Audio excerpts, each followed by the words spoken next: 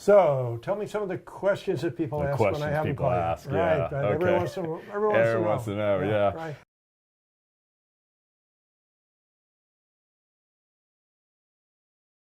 I think the number one question I get is why I can't stop it. Why can't I get rid of it? But really, that's a question I ask myself all the time before I got through recovery. It's like, why can't I stop it? And I mean, I think there's a lot of answers to that question. Right. I think the number one way I explain it to them is that you can't stop because, again, it goes back to you can't get enough of what doesn't satisfy you. You're trying to chase something that will never fulfill you.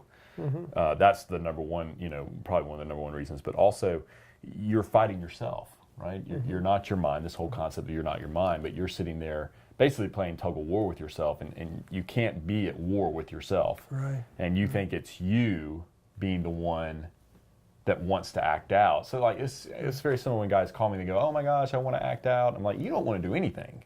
Okay, that's not you that wants to do that. It's that part of yourself that you're not even sub-personality. Yeah, that you're not even aware of. And you're suffering from conditioned response. Yes. Because in high school, what were we talking about in the locker rooms? We all know. Any man looking at this knows what was said and how we learned to objectify and sexualize women. Yeah. And we didn't even have good role modeling for intimacy or love or connection. Right.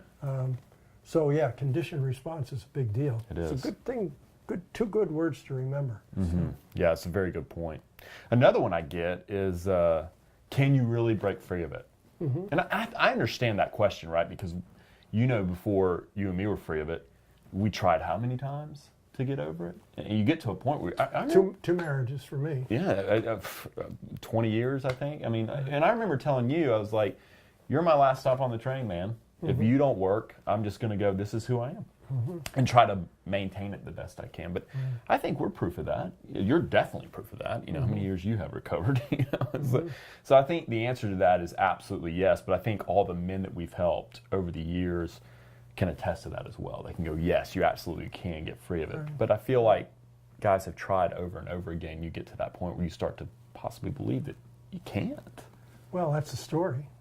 Yeah. Our mind is full of stories. Yes. So until we figure out that we're not our mind, that we are conscious awareness, and that we have a bunch of stories, because that's what the hard drive has on it. Right. And that I, me, the conscious awareness can fix it.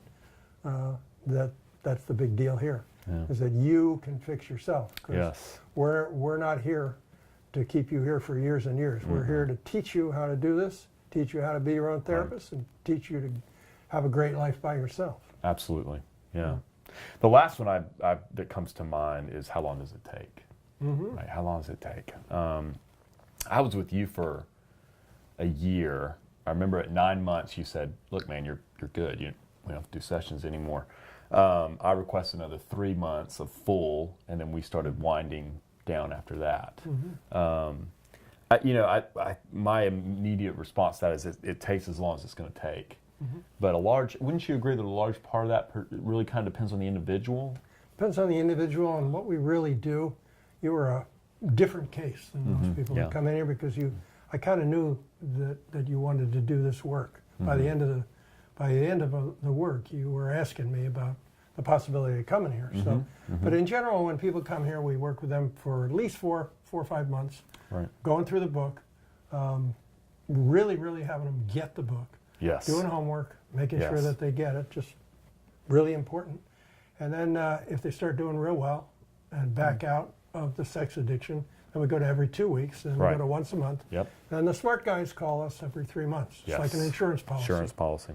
So you call every 3 months, even if you just check in, it's money well spent. Because what my numbers say is that it takes at least 3 months for any kind of addiction to start to remanufacture itself. Right. Euphoric recall. Right. Yeah, euphoric recall is a big one. Yeah. Those are. I mean, I would say those are kind of the main questions. If you have other questions or things, I would encourage you to go to the blog. There's a lot of stuff on the blog that answers a lot of questions that you may have, and kind of check through those.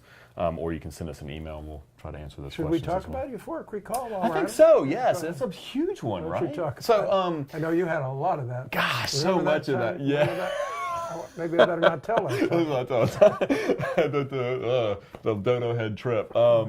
Yeah, euphoric recall is a big one. And I think the real danger with euphoric recall is the fact that you forget all the bad.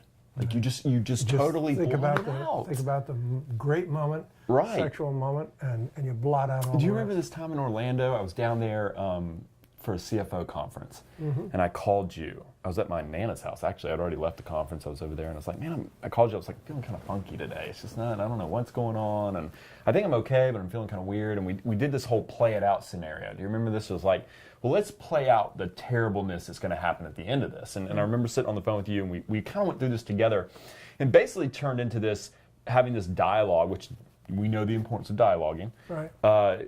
It was basically this kind of scenario. It's like my addict was saying, hey, let's go act out. And it was like, I'm not going to do that. And he kept at it, and he kept at it. And it kind of came down to this situation of me going, okay, we could do that. I'm an adult. I could hide it. No one's going to know.